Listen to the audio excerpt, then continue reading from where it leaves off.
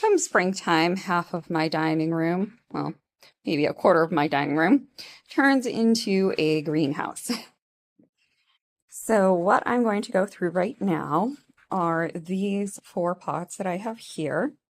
So I recently had my husband pull these out of the garage for me, and they have elephant ears as well as canna lily tubers in them. So they cannot overwinter outside in New Hampshire, and they have to be brought in. So I put them in a hopefully warm enough, but not too warm area of my garage for the winter. And now I am ready to wake them up and put them in the bottom of my greenhouse.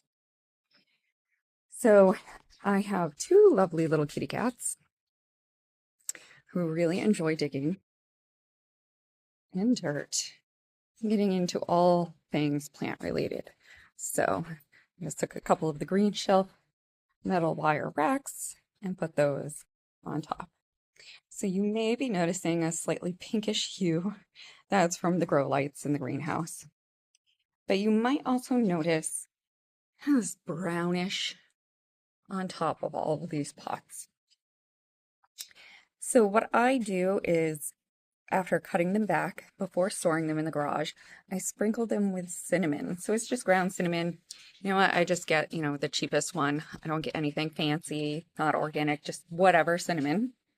And I just sprinkle it on top, and that is an antifungal, and it helps to stop mold. And so it inhibits the growth of mold. And that's what I do, just to try to keep these from getting moldy and gross during the winter. And it seems to have worked quite well. You can see some of the old growth that I had cut off. Oh, I did, where I could pull them off, but the ones that are just still super stuck on, I just said, whatever, they can stay. So I am going to plant the nasturtium seeds from my previous video. And I did do a little more research. We're not able to fit that much information on our seed packets at the seed library, so I did look online to get a little bit more information. It does also suggest that you not transplant nasturtiums and to plant them where you want them. So I am going to plant them into these pots where I would like them about 1 inch deep. So what I'd like to do is kind of just, so you can see there's something there. I'm just going to kind of place them around. It's a little difficult to tell the difference between a nasturtium. So I'm doing mostly toward the edges because nasturtiums are very short. So where they are not going to get very tall, I do want to have them all along the edge.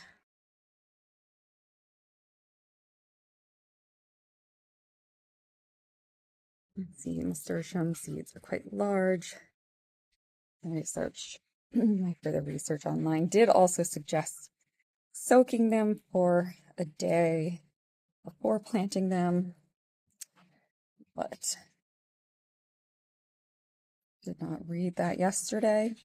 I read it today when I was ready to plant them, so they are not going to get that. So I have some canna lilies here, so I'm going to skip that little section. Go.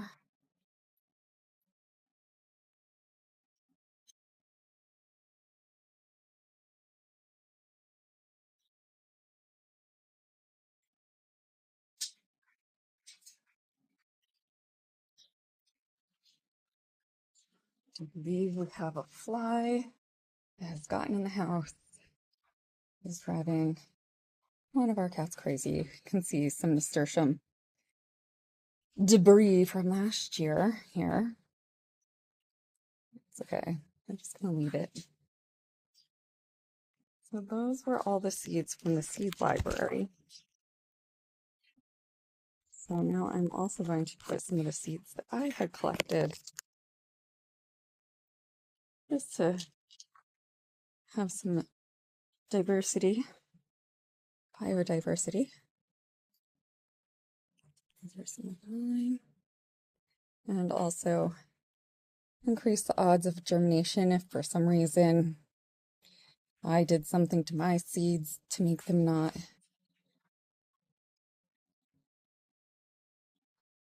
germinate. And hopefully we did something right at the library.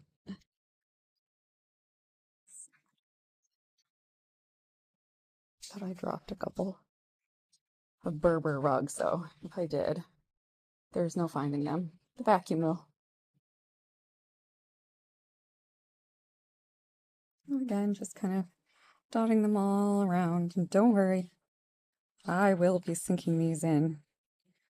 These do need darkness to germinate. Which is why they need to be about 1 inch depth. Okay, so when I have those in, I will take my handy dandy chopstick that I have marked at the 1 inch mark right there. I'm going to just use this. Oh, it's really hard to see what I'm doing through. And I'm just going to push it down to that mark. And here's another. So I realize I have to do this. I might be sinking some perlite too, but that's okay.